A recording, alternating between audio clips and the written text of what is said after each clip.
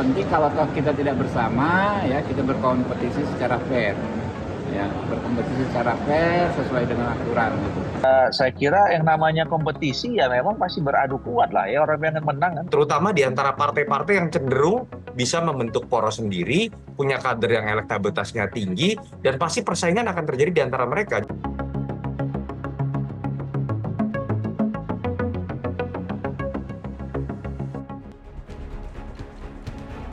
Terima kasih Anda masih bersama kami di Political Show. Partai-partai koalisi Indonesia Maju diproyeksi tidak sejalan di Pilkada serentak 2024. Partai pentolan koalisi Gerindra dan Golkar berhadapan-hadapan di Banten, Lampung hingga terlibat tarik-menarik Ridwan Kamil maju di Jakarta atau Jawa Barat. Koalisi Indonesia Maju yang didengungkan sebagai pemersatu tampaknya tak bisa menyatukan kepentingan partai-partai anggota koalisi.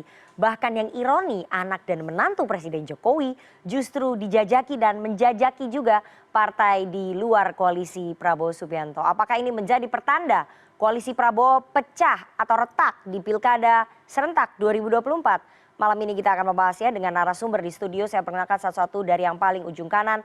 Ada Bendahara Umum Projo atau Pro Jokowi, Panel Baru. Selamat malam Bang Panel. Malam. Diehardsnya Pak Jokowi, ada Ketua malam. DPP Partai Solidaritas Indonesia, Dede Prayudi. Selamat malam Mas. Selamat malam Mbak Nana. Ada mantan Wagub, sekarang jadi Cawalkot, Ketua DPD Partai Gerindra DKI Jakarta Ahmad Riza Patria. Saya harus komplit. Selamat malam, Assalamualaikum. Waalaikumsalam. Ada Ketua DPP Partai Golkar, Dev Laksono. Selamat malam Mas Dev. Pendukung Jokowi juga sama dong harus disebut. Oh ya, enggak kemarin dukung Jokowi. Oh iya dukung Jokowi. Sampai sekarang masih dukung Jokowi. Oke, iya. pemerintah. Nana aja nggak dukungin Nana. Direktur Eksekutif Carta Politika Mas Yunarto Wijaya. Selamat malam Mas Toto. Selamat malam. Ini udah langsung mancing nih Mas Toto nih ya. Saya mau langsung ya ke Bang Riza dulu. Bang Riza, ini menarik sekali bahwa Partai Gerindra tiba-tiba langsung mendeklarasikan koalisi super dengan 7 partai. Mengusung Andra Soni dan juga Dimiati Natakusuma di Pilkada Banten atau di pemilihan Gubernur Banten. Pertanyaan saya, kenapa sih Gerindra dengan Golkar pecah kongsi di Banten? Nggak pecah. Kalau nggak pecah kan bersatu. Yang bilang pecah tuh Nana. Iya, nggak bareng. Yang pertama adalah setiap partai punya keinginan agar kader-kader terbaiknya tampil dalam perhelatan kontestasi politik, apakah di Pilpres, apakah di pilkada, bahkan di caleg-caleg di setiap dapil. Itu normatif biasa dan harus seperti itu. Alhamdulillah Partai Gerindra berhasil di Pilpres Pak Prabowo.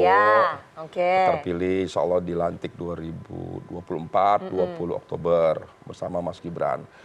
Yang kedua, pilkada ini memang idealnya harapan pemerintah pusat dimenangkan juga oleh partai-partai yang tergabung dalam koalisi Indonesia Maju. Harapan ya.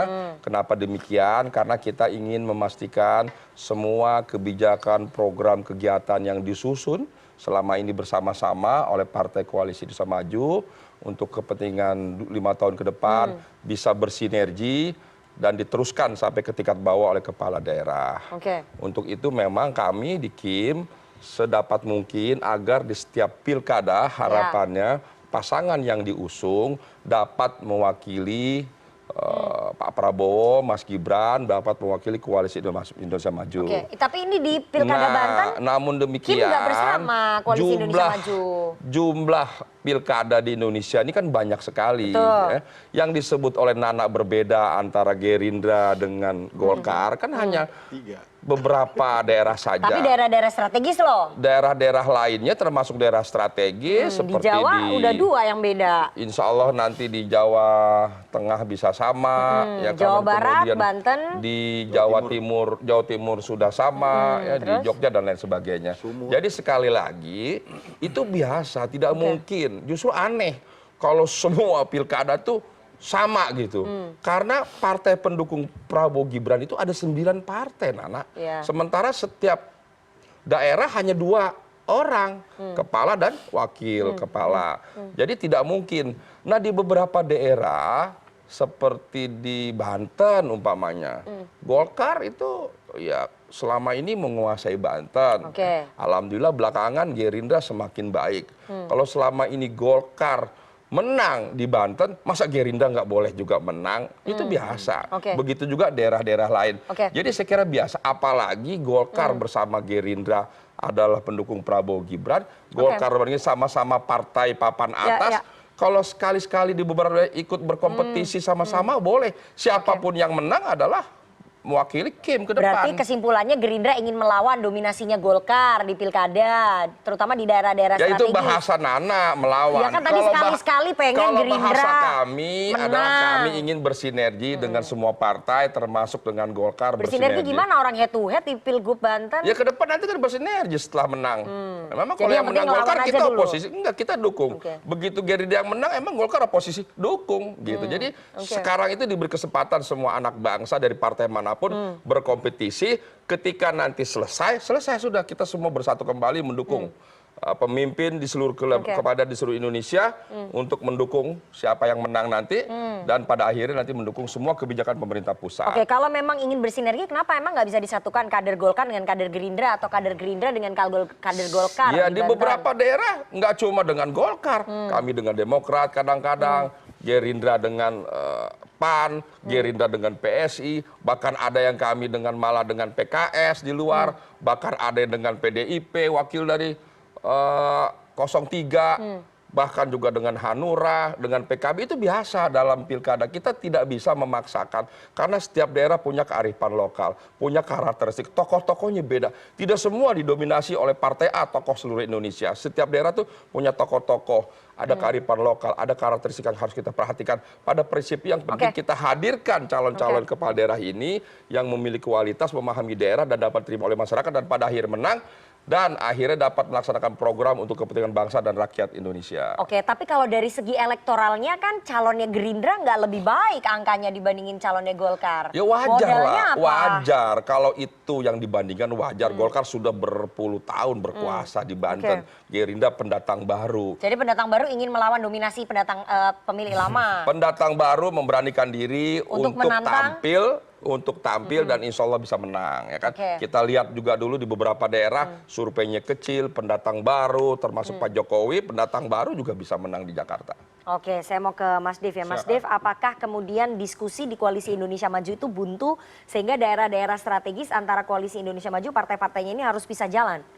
Sebelum saya jawab pertanyaannya Mbak Nana, ya saya perlu dijelas dulu. Maksudnya buntu itu gimana Mbak? Iya kan nggak bisa bersatu. Kata siapa? Loh buktinya di Banten nggak bersatu. Belum tentu. Oke. Kan ini rekomendasi belum keluar, pendaftaran juga belum. Jadi belum berkibar. Nah, ya, sabar aja dulu. Jadi Golkar masih berharap bisa bersama dengan Gerindra di Banten. Kita ingin guyup. Kita ingin pilkada ini senyaman dan setentram pilpres kemarin dengan menghasilkan calon yang terbaik untuk memimpin bangsa Indonesia. Dan kami yakin, ya kita semua akan bisa sepakat untuk menentukan pemilih yang terbaik untuk di tiap wilayah. Berarti masih ada harapan bahwa kader Golkar Bu Airin bisa bersama dengan kader Gerindra.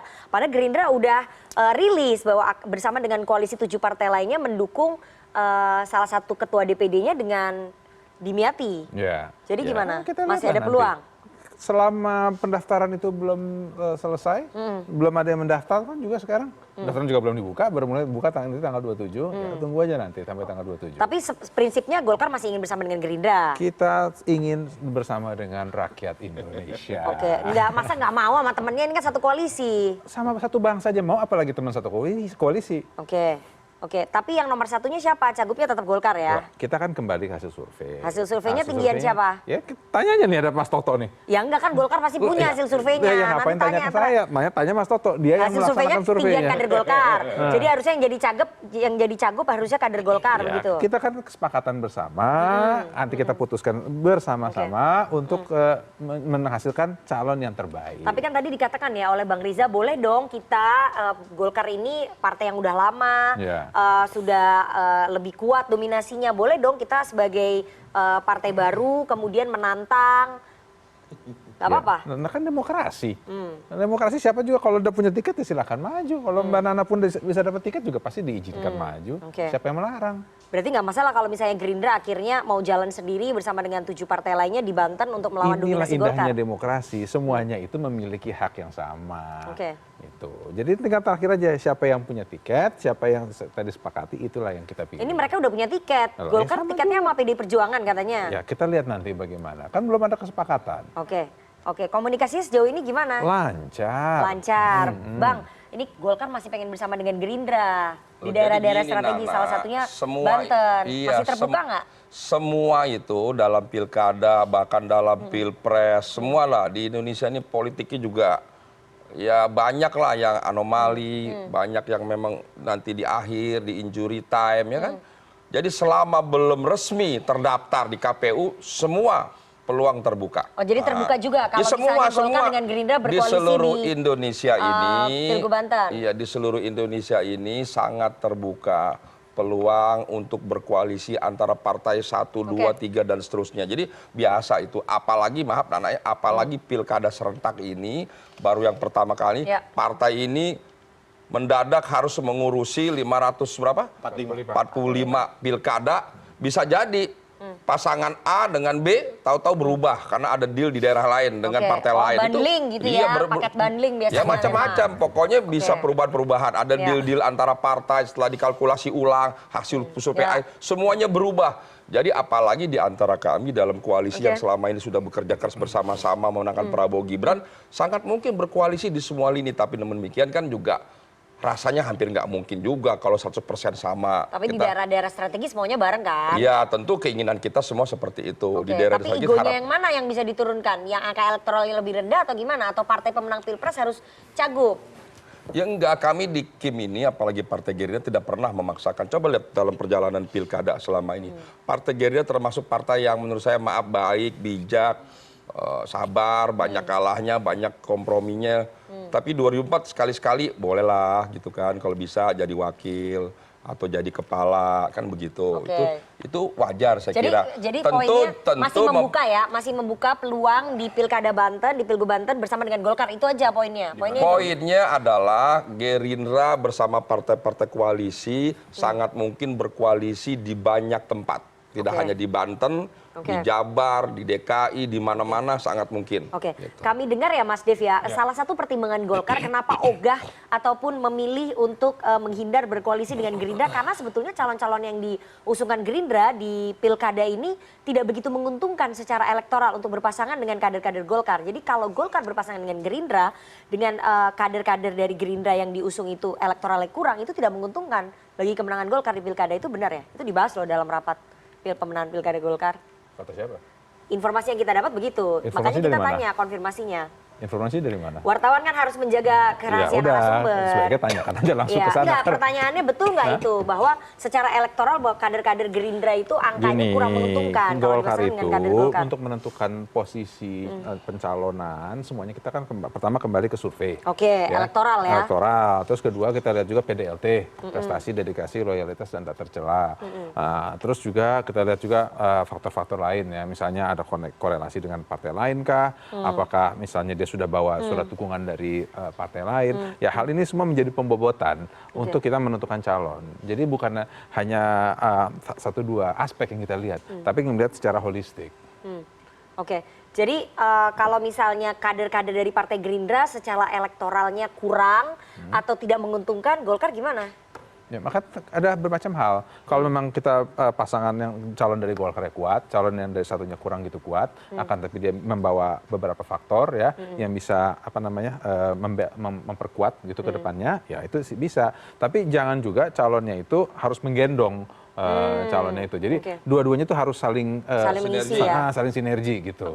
Dalam posisi sekarang lebih banyak siapa yang gendong? Golkar. Kan juga. Golkar pemenang pilkada serentak kemarin. Jadi kan harusnya di atas kertas calonnya Golkar lebih tinggi elektoralnya. Tergantung masing-masing wilayah kan beda-beda. Ada yang pada saat kemarin ataupun yang sekarang terpilih terus nggak maju lagi, misalnya karena sudah 2 kali atau karena sudah masuk DPR, kan beda-beda.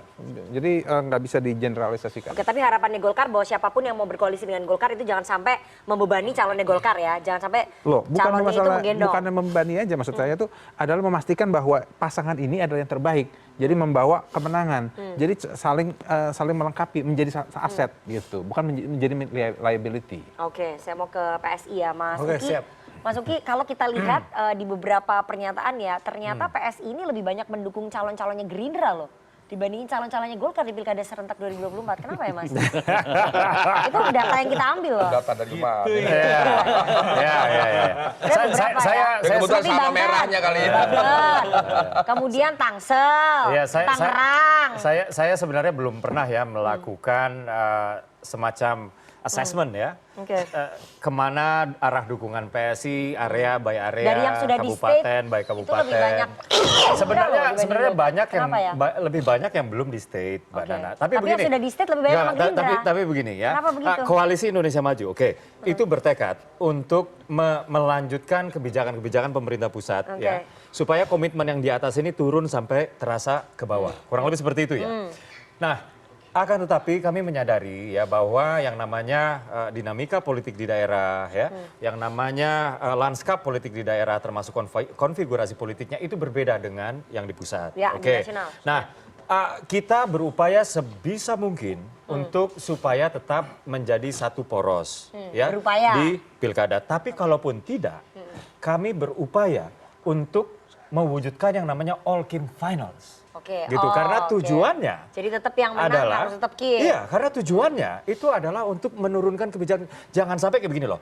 Pemerintah pusat mau ke kanan, pemerintah daerah mau ke kiri. Iya. Dulu pernah konteks pemerintah Jakarta pernah melakukan itu waktu Covid. Saya nggak mau mengatakan kebijakannya Iya. apa ya. Tapi Gubernurnya yang jelas yang paling Gubernurnya Mas Anies Baswedan. dirugikan, yang paling Iya. dirugikan saat itu adalah rakyat Jakarta ya. Jadi saya nggak mau mengatakan yang benar itu yang ke kanan atau yang ke kiri yang lebih Iya. benar, bukan. Tapi ketidaksinkronan kebijakan antara pemerintah pusat dan pemerintah daerah itu merugikan rakyat, dan apalagi kalau konteksnya kita berbicara Jakarta, Jawa Tengah, Jawa Timur, Jawa Barat ya, yang dimana ini area-area strategis, ini merupakan kalau Jakarta adalah rumah bagi pemerintah pusat dan yang lain-lain di Pulau Jawa ini adalah pulau bagi pemerintah pusat, setidaknya sampai dengan IKN ini betul-betul berfungsi sebagai rumah bagi pemerintah Tadi pusat. Anda mengatakan bahwa all Kim finals ya. Iya. Pertanyaan saya belum Anda jawab. Kalau Apa all tuh? Kim final kan berarti harus ada yang kalah di dalam Kimnya itu. Iya, Dan yang itu kalah kan pasti masing-masing akan daerah. merasa rugi ya partainya ya. Pertanyaannya kenapa kemudian PSI lebih banyak condong kepilihnya di Gerindra dibanding Golkar. Di atas kertas lebih banyak calonnya Golkar loh yang berpotensi untuk menang daripada Gerindra. saya belum bisa menyimpulkan ya bahwa dukungan PSI ini lebih banyak ke Partai Gerindra. Tapi memang ya kemarin kawan saya, sahabat saya Bro Valdo ya dicalonkan oleh Partai Gerindra di Kota Tangerang, itu betul ya. Terus di luar itu saya belum tahu secara persis ya. Tapi semuanya itu masih bersifat rekom Mbak Nana. Dan yang namanya rekom itu bisa saja berubah di last minute ya. Apalagi yang namanya pilkada ini, apalagi di daerah-daerah yang strategis di Pulau Jawa, ini banyak sekali pengalaman-pengalaman kita yang mengatakan bahwa last minute itu justru yang menentukan. Gitu. Dulu Gerindra juga dengan Pak Anies dan Bang Sandi itu pernah membuktikan itu kan sangat last minute ya. Pak Jokowi dengan Pak Ahok juga sangat last minute dan lain-lain lah. Jadi semuanya masih sangat cair ya. Jadi terlalu dini juga untuk mengatakan bahwa koalisi Indonesia Maju pecah ya. Dan kalaupun memang pada akhirnya koalisi Indonesia Maju ada partai-partainya yang mengusung calon-calon yang lain, kami berharap nanti akan terwujud yang namanya all Kim finals. Oke, tapi memang lebih nyaman berkomunikasi dengan Gerindra daripada sama Golkar ya? Kalau komunikasi semuanya dong, dengan Golkar juga. Saya dengan Mas Dev ini sahabat, dengan Mbak Putri Komarudin sahabat. Lebih banyak kader PSI yang didukung oleh Gerindra kan untuk maju pilkada dibandingin oleh Golkar. Saya harus lakukan assessment dulu, saya belum tahu soal Ya, itu. data yang kita ambil sih begitu ya. Saya mau ke Mas Toto. Mas Toto, Anda melihatnya memang betul-betul mewujudkan all Kim finals atau memang ada pisah jalan atau beda pilihan di pilkada serentak antara Golkar dengan Gerindra, motor koalisinya Kim? Pertama ini kan dimulai dari sebuah keyakinan bahwa akan ada koalisi permanen Ya. yang bisa diduplikasi dari koalisi pilpres menjadi koalisi pilkada. Pertanyaannya kan simpel, apakah itu mungkin terjadi? Kita lihat saja data historis. Apakah zaman Pak SBY kemudian dalam barisan koalisinya terjadi yang namanya koalisi di pilkada? Tidak ada. Apakah zaman Pak Jokowi periode 1, periode 2 terjadi yang namanya koalisi dalam pilkada seperti dalam pilpres? Tidak ada juga. Artinya belajar dari sejarah, menurut saya itu lebih tepat disebut sebagai basa-basi bulan madu saja. Kalau kita analogikan orang baru kawin, itu pasti bilangnya adalah sampai meninggal pun saya tidak akan melepaskan Anda, tidak akan berpisah dan segala macam. Jadi itu basa-basi Tapi aja. fakta empirisnya adalah angka perceraian dan perselingkuhan tetap ada dalam dunia gitu ya. Itu yang sekarang sedang terjadi. Kenapa? Simple. Ketika berbicara mengenai koalisi dalam Pilpres, orientasinya adalah memenangkan pertarungan, lalu bagaimana keuntungan itu didapatkan dengan bagi-bagi kekuasaan, ada yang dapat menteri, ada yang dapat kursi BUMN, dan lain-lain.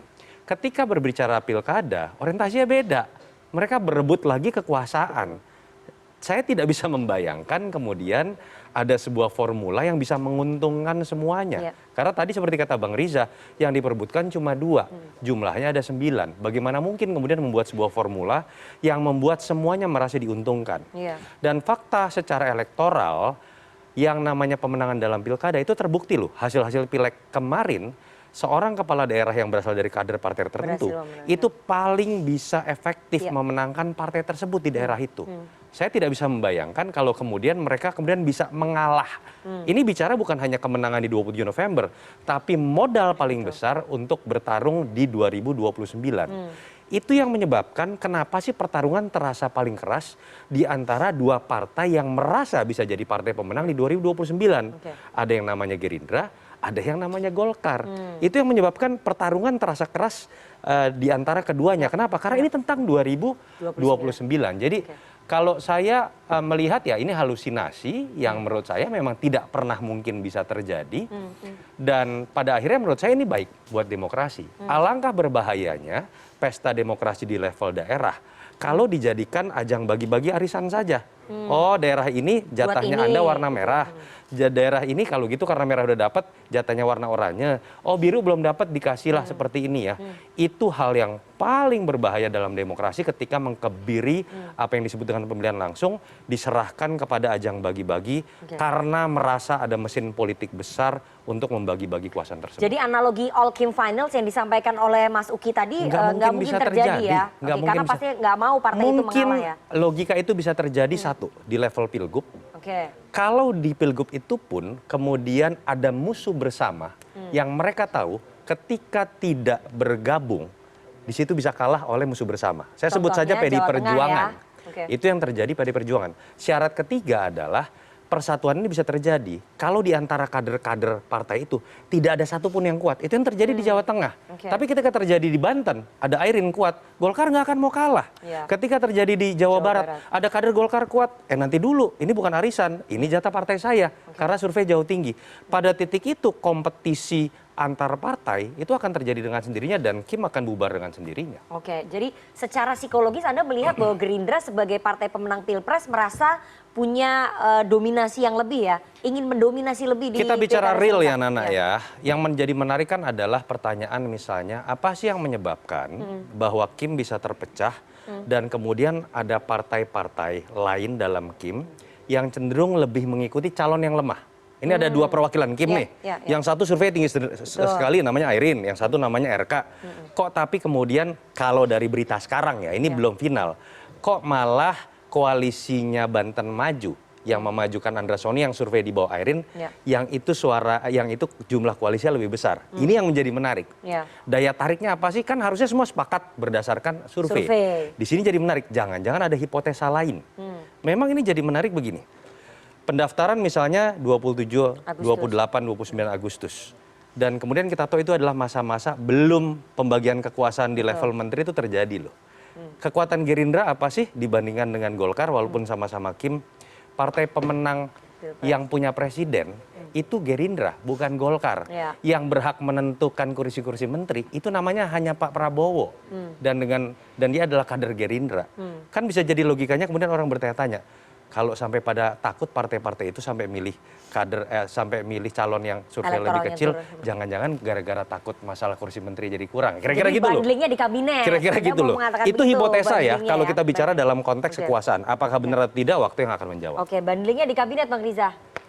Ya, pengamat punya pendapat sebegitu sah-sah Tapi itu akan diberlakukan nggak sama Gerindra? Enggak, Pak Prabowo jadi mempengaruhi ataupun melobi partai-partai lain ditukar gulingnya sama kabinet. Enggak, Pak Prabowo itu bukan tipe karakter yang seperti itu. Insya Allah nanti sampai akhir tetap bijaksana, Pak Prabowo ingin tetap partainya baik. besar. Iya, Pak Prabowo ingin partai besar, tapi secara konstitusional. Pak Prabowo ingin membangun bangsa harus berkuasa, karena berkuasa punya kewenangan. punya kewenangan, berkuasa, ternyata harus melalui partai politik akhirnya membangun partai berjuang. 17 tahun Nana membangun Partai Gerindra bukan sebentar. Alhamdulillah dapat keberkahan menang Pilpres. Nah, bagaimana dengan pilkada? Ya pilkada kita ingin menang tapi dengan cara-cara yang baik, cara yang benar, cara yang bijak. Jadi saya kira Pak Prabowo tidak pernah deal-deal dengan partai koalisi, apalagi dengan kabinet, menurut saya tidak sejauh itu. Tapi kalau pengamat, orang pakar, masyarakat membahas itu biasa, itu normatif. Tapi kita kan lihat karakter orang. Kalau Pak Prabowo karakternya tidak seperti itu. Bahkan mohon maaf Pak Prabowo itu justru kecenderungannya tidak hanya kompromi, ngalah loh. Coba tanya teman-teman di KIM. Pak Prabowo itu karena saking baik bijaksananya negarawannya bukan cuma kompromi tapi ngalah. Contohnya apa? Saya sampaikan di sini. Ketika kampanye Pilpres lebih banyak kampanye di partai-partai koalisi KIM di luar Gerindra. Artinya apa? Menimbang. Nah, bukan curhat ya Bang ini ya? Bukan curhat, menimbang. Itu contoh betapa beliau sangat bijaksana.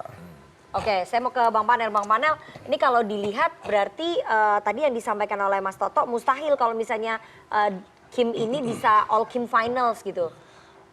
Ya, yang pasti menurut saya Kim sampai hari ini tetap kokoh, tetap kompak, tidak retak.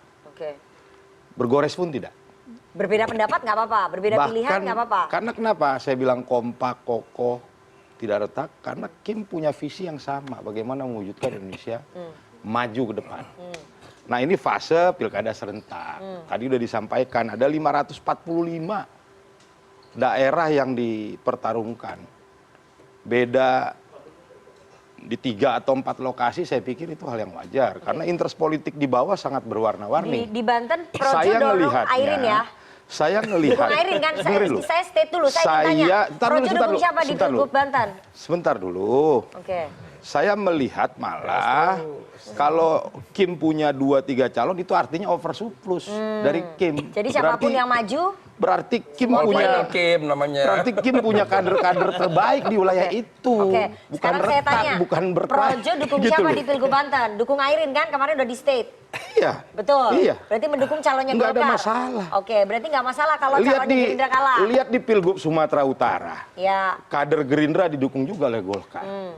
Iya kan? Nggak ada Karena anaknya masalah. Pak Jokowi. Nggak ada masalah. Gitu loh. Oke, jadi kenapa alasannya Projo yang merupakan representasinya Pak Jokowi mendukung Airin Rahmidiani kader Golkar ketimbang kadernya Partai Gerindra, kadernya Pak Prabowo? Kita dukung Bobi Nasution kader Gerindra di Sumatera Utara, nggak ada karena masalah. sudah dukung Bobi Nasution. Kita dukung Bu Airin di Banten, nggak ada masalah. Kita dukung Bu Kofifa di Jawa Timur. Kenapa? Karena semua menjadi bagian yang tidak lepas dari pemenangan Prabowo Gibran kemarin. Elektoral itu berpengaruh dalam pemilihan. Berarti memang diakui misalnya untuk Banten kader Golkar lebih tinggi elektoral. Kalau tadi saya bilang kalau ada 3 calon dari Kim itu artinya oversupply. Berarti Kimnya paten-paten di situ. Di Sulsel dukung siapa? Di Sulsel, Sulawesi Selatan. Dani Pomanto. Oke, Dani Pomanto dari partai mana? Kemarin dia partainya Nasdem setahu saya. Sekarang saya nggak tahu. Yang pasti Dani Pomanto kita dukung, bukan karena apapun. Karena dia, dengerin dulu. Karena dia Ketua Dewan Pembina Projo di Sulsel. Sejak awal. Jadi pertanyaan saya, gitu loh. Bagaimana mungkin bicara all Kim finals, Projo saja bisa belok ke PDI Perjuangan? Bukan begitu cara melihatnya. Bahkan Projo pun mau mendorong kader-kader terbaiknya untuk maju juga di pilkada. Minta dukungan dari teman-teman Partai Kim kan nggak ada salahnya juga. Pertanyaan saya berarti apa yang disampaikan oleh Projo, yang didukung Projo itu representasi Pak Jokowi ya? Yang pasti kan sudah saya jelaskan berkali-kali. Projo representasi Pak Jokowi dengerin dulu. Sudah saya jelaskan berkali-kali. Pak Jokowi Ketua Dewan Pembina Projo. Kita berdua sama dalam melihat pentingnya keberlanjutan untuk menuju Indonesia maju. Nah, penting juga keberlanjutan kepemimpinan di daerah-daerah ini. Saya akan tanya lebih dalam perannya Pak Jokowi di pilkada serentak dan di partai-partai koalisi Indonesia Maju ini. Tapi kita harus jeda terlebih dahulu, jangan kemana-mana, bersama kami di Political Show.